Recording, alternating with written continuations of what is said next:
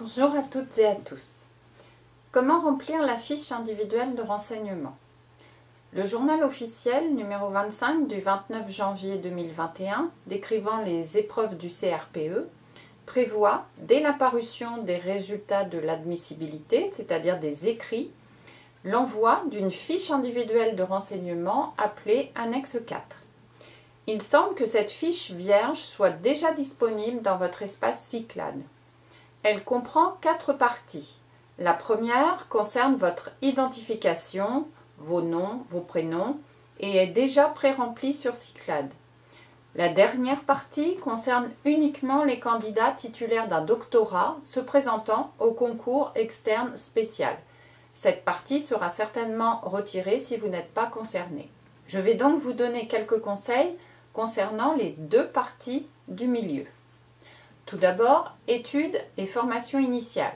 Il s'agit de mettre les diplômes, les titres, les qualifications et la date d'obtention. Ensuite, les formations, stages, expériences professionnelles.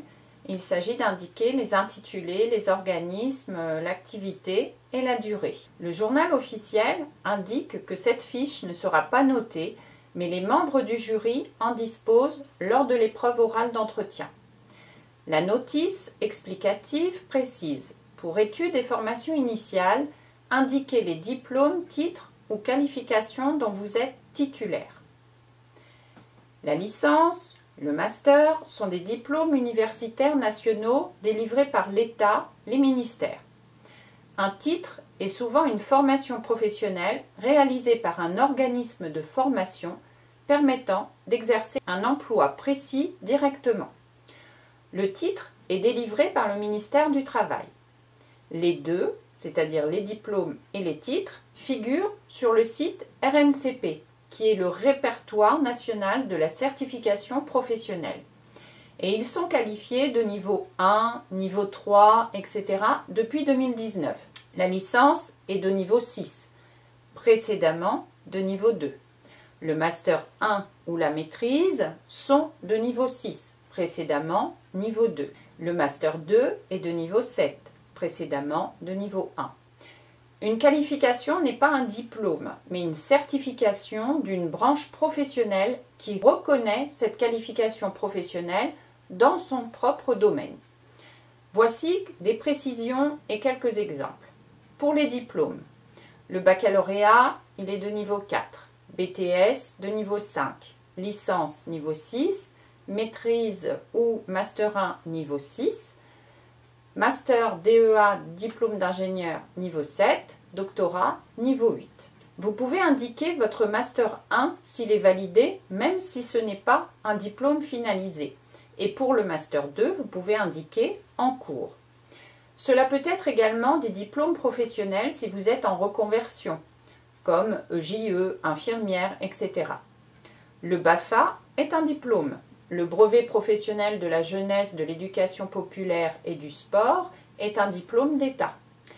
Le site diplôme.gouv.fr vous permet d'obtenir une attestation de diplôme si vous en aviez besoin.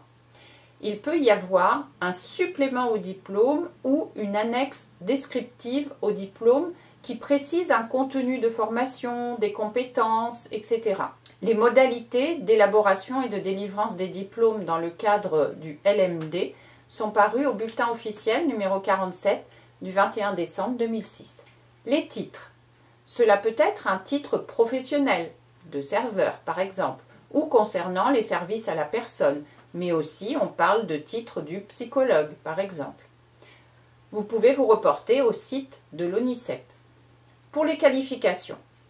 En informatique, cela peut être le C2I qui est remplacé par le dispositif PIX depuis 2019, vous permettant d'obtenir un certificat de compétences en référence au CRCN, cadre de référence des compétences numériques. En langue, cela peut être le CLES, mais aussi la validation de crédits européens en langue vivante étrangère. Pour le bac, si vous avez suivi une section européenne, mentionnez-le.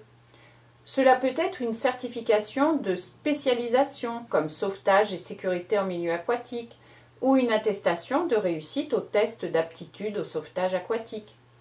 Une qualification professionnelle peut être ouvrier, assistante, commerciale.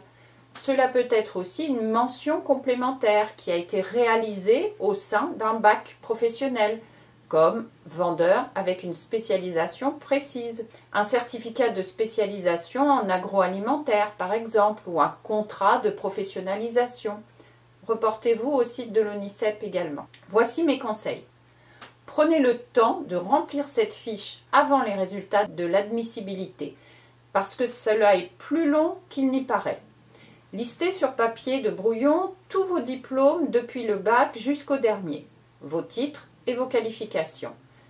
Tout sans rien enlever. Il ne faut surtout pas vous dire que cela n'a pas de rapport avec le métier de professeur des écoles. Vous disposez de 5 lignes. Soit ce sera suffisant, soit il vous faudra faire un choix stratégique. Mais ce que vous n'indiquerez pas ici, par écrit, pourra figurer dans votre présentation de 5 minutes ou bien lors des échanges de 10 minutes avec le jury. Il vaut mieux mettre en premier votre dernier diplôme ou le diplôme le plus élevé et terminer par le bac.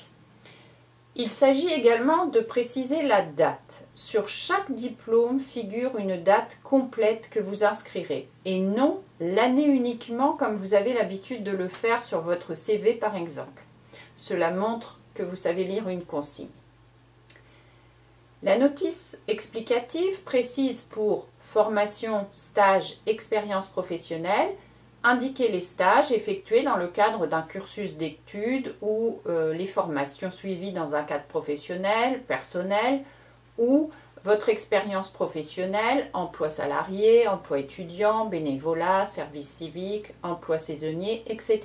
L'INSEE nous définit ce qu'est une formation. Une formation est une forme d'apprentissage à la fois organisée et institutionnalisée. La Classification of Learning Activities, CLA, élaborée par Eurostat, a été construite pour classer de manière homogène toutes les offres d'apprentissage et de parcours d'enseignement-apprentissage des pays de l'Union européenne.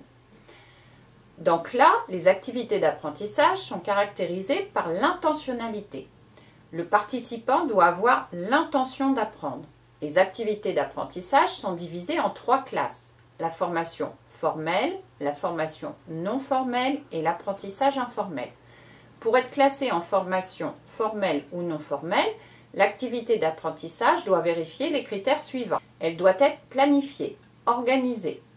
Le cadre doit être institutionnalisé. La CLA précise les critères pour déterminer si les apprentissages sont institutionnalisés. Ceux-ci doivent être planifiés par un organisme ou une personne qui est responsable au moins des méthodes d'enseignement-apprentissage qui doivent être prédéterminées, du programme d'apprentissage, des conditions d'admission, du lieu où l'apprentissage-enseignement aura lieu. La formation peut avoir lieu en présentiel ou à distance. Cela suppose l'existence dans une formation d'une relation formalisée, telle qu'une interaction élève-enseignant. L'apprentissage informel se distingue de la formation dans le sens où il ne requiert pas d'organisation institutionnalisée. Notamment, il ne met pas en œuvre de relations ni d'interactions structurées comme celle d'élèves-formateurs. Cela peut être une licence 1 ou une licence 2, toute formation longue, même si vous vous êtes réorienté. Cela peut être également une formation initiale, voire plusieurs, une formation continue si vous êtes en reconversion, une formation durant les vacances. Ça peut être également une UE particulière et peu connue dans une licence que vous souhaitez mettre en valeur. Pour les stages, un stage est une activité réalisée lors d'études, faisant l'objet d'une convention et permettant des apprentissages, des compétences professionnelles au sein d'une entreprise ou d'un organisme d'accueil, mais aussi c'est l'occasion de prise de contact, d'attitude, de gestes professionnels. Le lien théorie-pratique pouvant donner lieu à un rapport évalué. Un stagiaire est encadré par un tuteur dans l'entreprise et un référent de formation. Le site travail-emploi.gouv.fr vous donne une définition précise d'un stage étudiant en milieu professionnel. Un stage se comptabilise en nombre d'heures ou en semaines ou en mois. Les expériences professionnelles. Cela peut être une expérience professionnelle liée à un précédent métier, en cas de seconde carrière par exemple, mais aussi une expérience d'enseignant non titulaire, une expérience professionnelle liée aux enfants, animateur, donner des cours, babysitting. Ça peut être également une mobilité professionnelle à l'étranger. Vous avez pu être assistant d'éducation, vous avez peut-être réalisé un service civique, etc. Voici mes conseils. Listez au brouillon toutes vos formations, longues ou courtes, depuis le bac. Tous les stages réalisés et les différentes expériences professionnelles que vous pouvez avoir. N'enlevez rien. Votre travail de serveuse en restauration pendant 1 mois, votre travail de caissier en supermarché tous les samedis, une année de licence 1 avant de vous réorienter, etc. Soit les 5 lignes seront suffisantes, soit vous ferez encore des choix. Pensez bien qu'une expérience professionnelle ou une formation acquise dans un contexte qui vous semble éloigné de l'éducation nationale peut se révéler très utile. Par exemple, si vous avez fait un bac STMG, vous avez tout intérêt à mentionner une formation réalisée dans le cadre de l'option Ressources humaines et communication, car elle sera transférable lors de votre entretien en compétences pour une future direction d'école ou les relations au quotidien avec les parents, les intervenants, les collègues, etc. On vous demande la durée. Donc indiquez bien la durée en semaines, en mois et mettez entre parenthèses l'année ou les années de début et de fin. À bientôt!